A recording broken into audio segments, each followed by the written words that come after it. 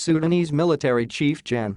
Abdel Fattah al-Burhan's decision to reinstate the ousted Prime Minister, Abdallah Hamdok, is a climb down from his attempt to consolidate power in his hands. On October 25, Gen. Burhan dissolved the Sovereignty Council, in which the military had shared power with civilian leaders, declared a state of emergency and imprisoned Mr. Hamdok, imperiling the country's painful transition from dictatorship to democracy. But the generals apparently overplayed their hands. Protesters, who toppled Omar al-Bashir's military-backed dictatorship in 2019 and then resisted the military's attempts to seize power, were back on the streets. Despite the military regime's use of force, the demonstrations continued, challenging Gen. Burhan's power grab.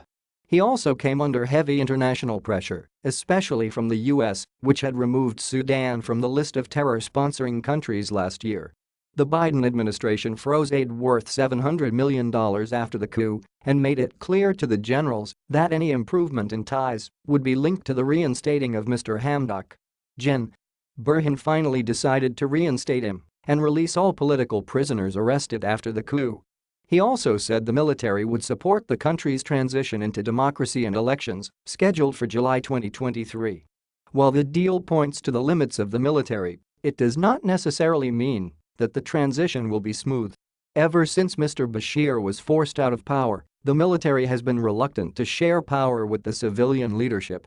It was forced to make some concessions only because the country's revolutionaries have acquired critical mass support which the generals can no longer ignore. The pro-democracy parties and organizations have already dismissed the deal between the military and Mr. Hamdok and have vowed to continue the street protests. Mr. Hamdok, a British-educated economist who had worked with the UN, is in an unenviable position. He refused to resign while under house arrest and continued to resist the military coup, which inspired the protests.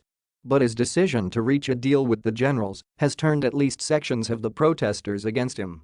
And if street protests continue, it could undermine his government and weaken his negotiating capacity with the generals. To address these challenges, he should first win back the trust of the pro-democracy parties and organizations and form an independent government with civil society representatives that should put the country's fraught transition process back on track. The military may have taken a step back, but it could try to usurp power again. To prevent any such scenario, Sudan's civilian leaders should stay united and take the country to full democracy and a new constitutional order.